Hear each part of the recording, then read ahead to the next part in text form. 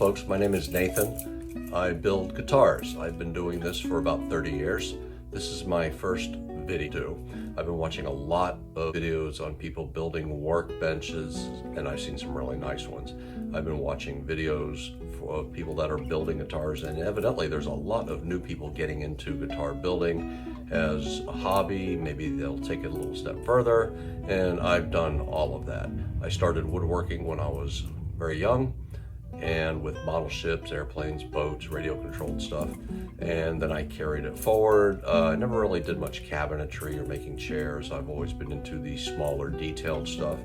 And one day I was playing classical guitar. I needed strings, and I went to a music store, and I see this book at a little rotunda by the cashier, and it was Guitar Making, Tradition and Technology, and it interested me. I was in my young 20s, and so the cashier said, "Are you going to get the book too?" And I looked, it was $27. I said, "Sure, yeah, why not?"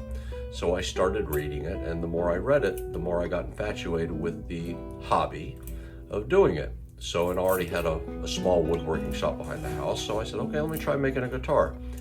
That's when I kind of figured out I've got to make a lot of stuff here.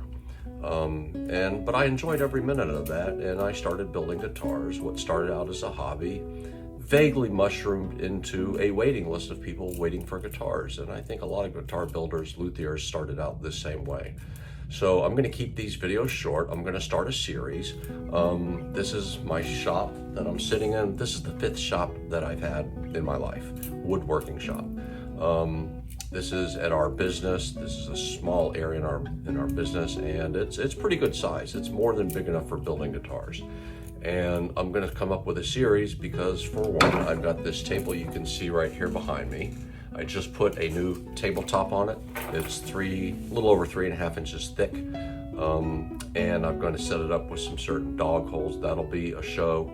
And I'm going to do some slow, short video, that transition. The next video I'll shoot is this table behind me, because out of all the years of doing this and out of all the years of guitar making, I've come up with some more specialized ways of doing things, more areas where designated tasks. And there, as luthiers know, there are hundreds of tasks to do in building a guitar. So I've kind of, out of all these years of doing this, about 30 years, I've gotten it narrowed down to what I need, what I have to have, what I love doing, what I don't like doing, power tool versus hand tools.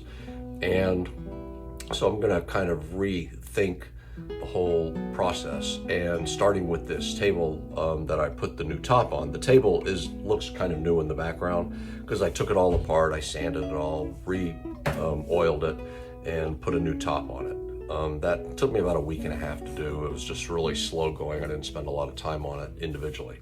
But the new top, I'm going to be setting that up. I'm not going to fill it full of dog holes, which kind of horrifies me when I see guys building really nice new tabletops and filling it full of dog holes.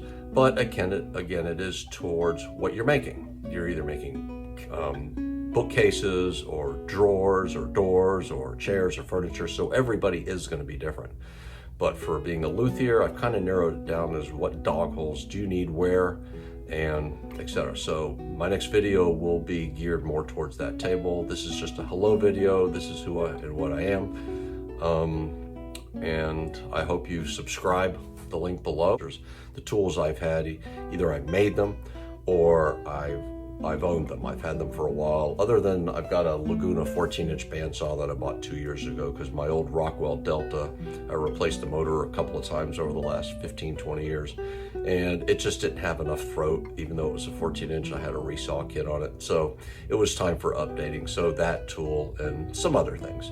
So again, I hope this video, you guys stayed through to the end. And if you did, I thank you for that. And again, please click subscribe, and I can count how many people are watching. And then if you wanted to click a like button, click a like button. But this whole little series that I'm going to shoot, and I'll try to get by one a week, is meant for luthiers that are starting to get into it, where maybe I can show them some shortcuts or some ways of doing things. And as I said, I've watched a lot of woodworking bench videos, and I will give a guy a plug. I don't remember the name, but it was the Samurai Workbench. Beautiful, beautiful workbench, really nice. Again, not oriented towards what I need or what I think a luthier needs, especially a luthier just now getting into it, somebody that wants to do this and, oh my God, what size bench, what do I do, dog holes, what tools do I need? And there's tons of videos of that out there. Mine is going to be a little more fine-tuned, and I'm going to try to keep the videos really short so people don't lose interest and not watch the whole video. So thanks again for watching, and hope to see you soon. Thank you.